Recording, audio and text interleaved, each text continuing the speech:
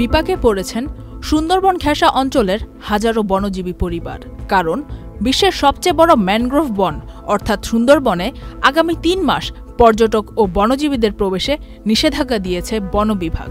১ June থেকে ৩১ August পর্যন্ত এই নিষেধাজ্ঞা বলবৎ থাকবে।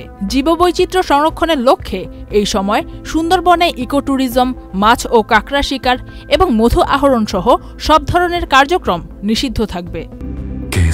শেকড় থেকে শিখরে বনজীবী মানুষদের জীবিকাই হচ্ছে সুন্দরবন। সেটা এখন বন্ধ, অর্থাৎ তাদের রান্নাঘরেও চুলা জ্বলবে না। ৩ মাস বসে থাকলে কিভাবে সংসার চলবে তাদের? সুন্দরবনকে কেন্দ্র করে জীবিকা নির্বাহ করা মানুষেরা জানান, সরকার যে চাল বিতরণ করে তা সবার ভাগে পড়ে না। অনেক প্রকৃত জেলেই বঞ্চিত থাকে, আর যারা কখনো বনেই যায় না তারাও আবার চালের কার্ড নেয়। ফলে তৈরি হয় বন্টনে ভারসাম্যহীনতা।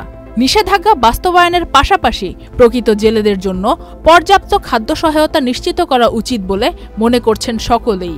অন্যথায় বন রক্ষায় গৃহীত এই উদ্যোগ হয়ে উঠবে বনজীবীদের জন্য এক অনাকাঙ্ক্ষিত দুর্ভোগ। পর্যটক ও সাধারণ জেলেদের অনুপস্থিতি ওই অঞ্চলের অপরাধীদের জন্য বিরাট সুবিধা তৈরি করবে। যারা তাদের গ্রেফতার করে না, দায়িত্ব পালন করে না, ঘুষ নিয়ে ছাড় দেয়, তাদের জন্য এটা একটা বিরাট সুবিধা। এই বিষয়টি চিন্তিত করে তুলেছে অনেককেই। এদিকে বনে আবার দস্যুরা নেমেছে। তাদের হাতে কী পরিমাণ বন্যপ্রাণী ও সম্পদ ধ্বংস হচ্ছে তা অকল্পনীয়।